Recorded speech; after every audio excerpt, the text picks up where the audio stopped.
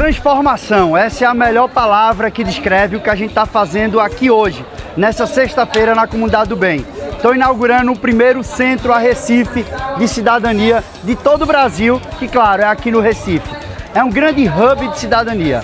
Aqui a gente junta um CRAS, sala do empreendedor, espaço de formação digital, área para assessoria jurídica, para acolher as pessoas e garantir o cuidado com quem precisa e uma porta de saída da assistência.